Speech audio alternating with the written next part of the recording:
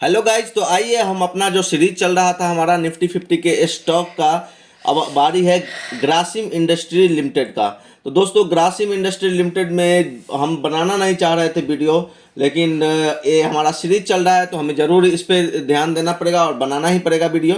तो मैं बना रहा हूँ, आप लोग अपना रिस्क रिवार्ड खुद देखिएगा कि क्या है। लेकिन ये स्टॉक अगर फंडामेंटली देख रहे हैं तो हमें सस्ता दिख रहा है, लेकिन अगर चार्ट पे देख रहे हैं तो हमें लग रहा है कि फुल्ली वैल्यूड है। तो पता नहीं ये क्या है, ये तो चलिए हम एनालिसिस करते हैं। आप लोग बने रहिए और देखते रहिए, लास्ट तक देखिए, अपने फ्रेंड के साथ शेयर जरूर कीजिए, क्योंकि ये एनालिसिस के लिए है। कोई ज़रूरी नहीं कि जो स्टॉक मैं डिस्कस करता हूँ सारे में आपको ट्रेड लेना ही है।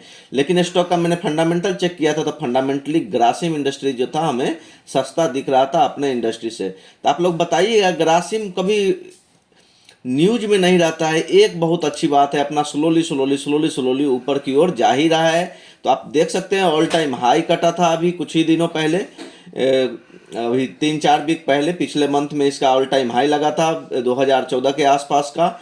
और अभी भी स्टॉक जो है वो 1943 पे ट्रेड कर रहा है।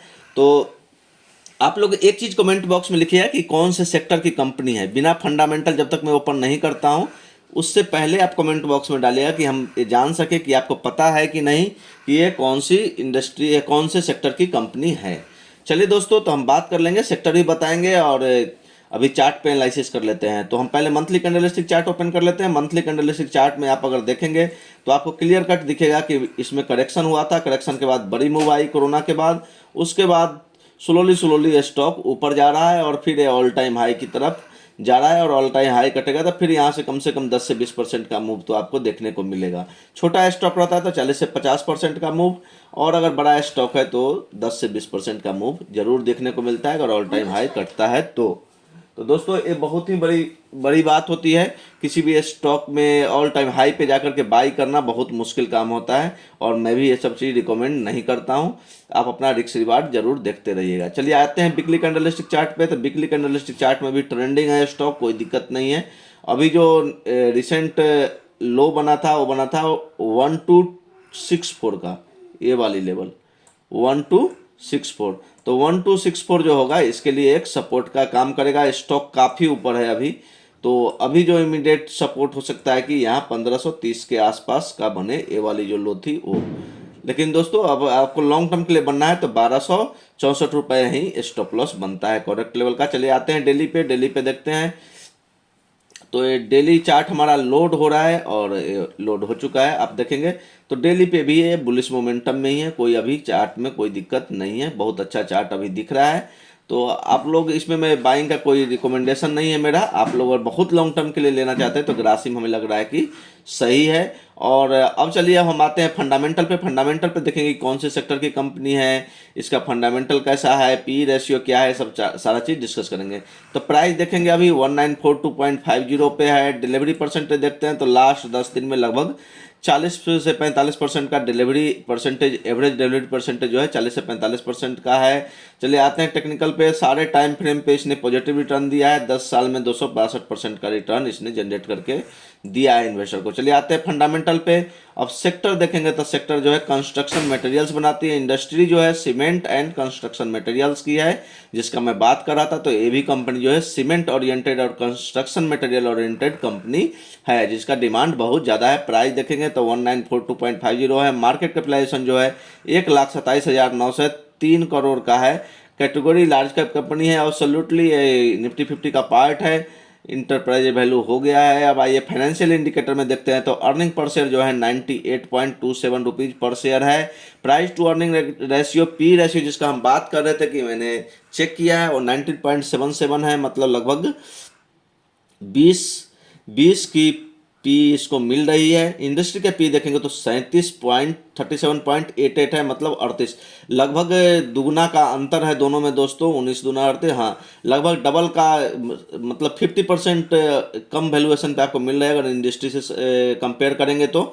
और लार्ज की कंपनी है तो इसका पी जो है वो थोड़ा सा ज़्यादा होना चाहिए था, लेकिन अंडर वैल्यू स्टॉक है। फंडामेंटली देखेंगे तो बुक वैल्यू जो है 1,228 का है, करोड़ का है। और प्राइस टू बुक वैल्यू जो है 1.58 है। तो 1.5 के मल्टीपल पे स्टॉक आपको मिल रहा है। डिविडेंड टिल 0.51 है, डिविडेंड भी कंपनी कम ही देती है लेकिन देते रहती है। Number of share subscriber 65 crore 84 lakh है, फेस वैल्यू 2 रुपये का है। तो ये सारा कुछ मैंने आपके साथ डिस्कस कर दिया। और कंपेयर विद सेक्टर से कंपेयर करते हैं तो इसके साथ कौन कौन सा आता है, अल्ट्राटेक सीमेंट आता है, श्री सीमेंट आता है, मुजावर, जितने भी सीमेंट की कंपनियां हैं वो सब इसके पीयर ग्रुप में आती हैं। चलिए इसको हम बैक कर लेते हैं। और टेक्निकल तो हमने देख ही लिया है। टेक्निकल इंडिकेटर में सारे टेक्निकल जो है इसके वो बुलिश हमें दिख रहे थे, उसमें कोई है नहीं, सारा कुछ अच्छा है। एक बार ग्रासिम का फिर से मैं चार्ट ओपन कर लिया हूँ। ग्रासिम का ये फंडामेंटल देख लिया, फाइनेंशियल देख लेता हूँ। फाइनेंशियल भी कंपनी का काफ़ी अच्छा है। स्लोली कंपनी ऊपर की ओर ही ग्रोथ कर रही है। मेन चीज़ होता है शेयर होल्डिंग पैटर्न। आइए शेयर होल्डिंग पैटर्न देखते हैं। तो प्रमोटर की होल्डिंग बिल्कुल कांस्टेंट है, बहुत ही अच्छी बात है। जो सितंबर 2022 से लेकर के सितंबर 2023 तक 42.75 मेंटेन है। पब्लिक की होल्डिंग जो है 53.34 है अभी, एकदम बिल्कुल ये भी कांस्टेंट ही है। ज़्यादा इसमें थोड़ी सी होल्डिंग कम हुई लेकिन वो नेग्लिजेबल है। एफआईआई की होल्डिंग भी कांस्टेंट है, हल्की सी बड़ी है। डीआईआई की होल्डिंग भी कांस्टेंट है, हल्की सी बड़ी है। और नॉन इंस्टीट्यूशन की होल्डिंग भी लगभग सेम ही है। तो कोई भी इसमें शेयर होल्डिंग पैटर्न में कोई चेंज नहीं है। तो ये भी एक अच्छा साइन है कि इसमें ज़्यादा कुछ होने वाला नहीं है। जो चार्ट पे भी दिख रहा है, स्लोली जैसे स्टॉक ऊपर जा रहा है वो ऐसे धीरे धीरे जाते रहेगा। आपको 14 से 15% का रिटर्न ईयरली CAGR मिलते रहेगा। चलिए ये सब देखते हैं। तो ये सब mutual fund, Kotak equity arbitrage fund और फ्रैंकलिन वाले ने भी इसमें, निपॉन इंडिया आर्बिट्रेज फंड ने भी इसमें इन्वेस्ट किया है। चलिए आते हैं ऑप्शन चेन पे support and resistance find out करने की कोशिश करते हैं। तो सबसे मैसिव जो कॉल राइटिंग हुई है 2000 के लेवल पे हुई है। तो 2000 का लेवल जो होगा इसके लिए बहुत ही मेजर रेजिस्टेंस का काम करेगा। और एक जो कॉल राइटिंग हुई है 1940 पे हुई है, 1940 भी एक रेजिस्टेंस का काम करेगा। आते हैं सपोर्ट पे। तो सपोर्ट पे देखेंगे तो पुट साइड में जो पुट राइटिंग हुई है 1900 पे हुई, तो 1900 एक सपोर्ट का काम करेगा।